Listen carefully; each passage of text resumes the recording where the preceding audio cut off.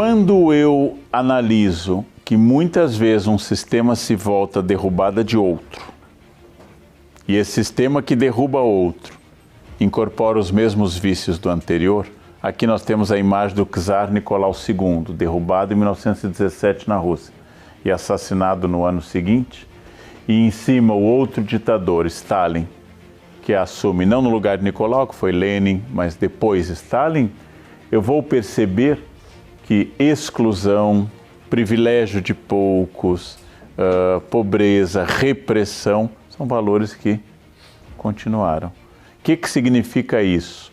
Quando eu apenas encaro o poder duro sem seus sistemas simbólicos, o que acontece muitas vezes é que entre o czar e Stalin tem muito pouca diferença.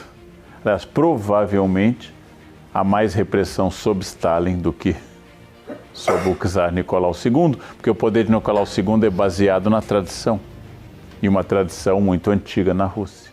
No caso da família Romanov, desde o século XVII.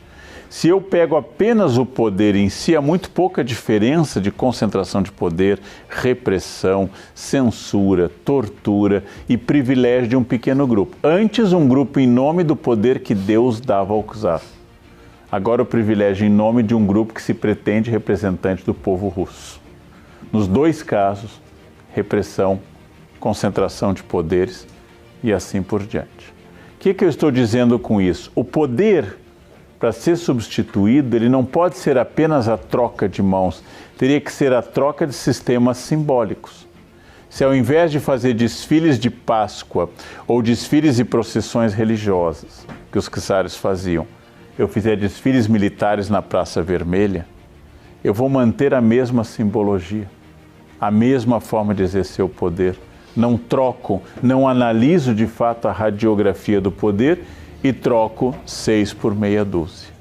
Nesse caso, a troca na Rússia, fruto da profunda injustiça social que marcava a Rússia czarista, deu origem a um outro sistema igualmente repressor, igualmente duro, igualmente excludente, igualmente violento. Só que agora com mais recursos para poder exercer essas questões.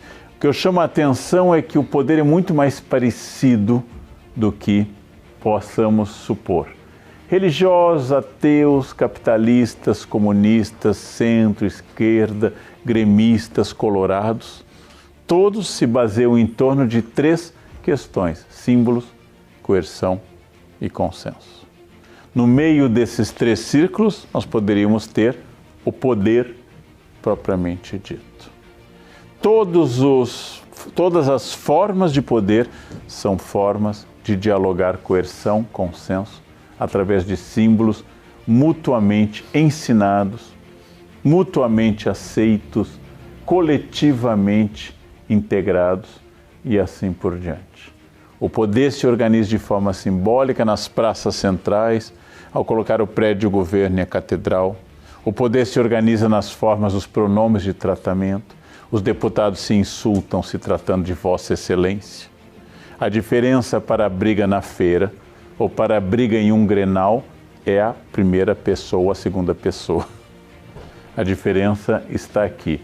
Tudo em busca sempre da mesma ideia. O meu poder, aquele que eu exerço de esquerda, de direita ou de centro, ele é justo, necessário, natural, tradicional e serve ao interesse da maioria.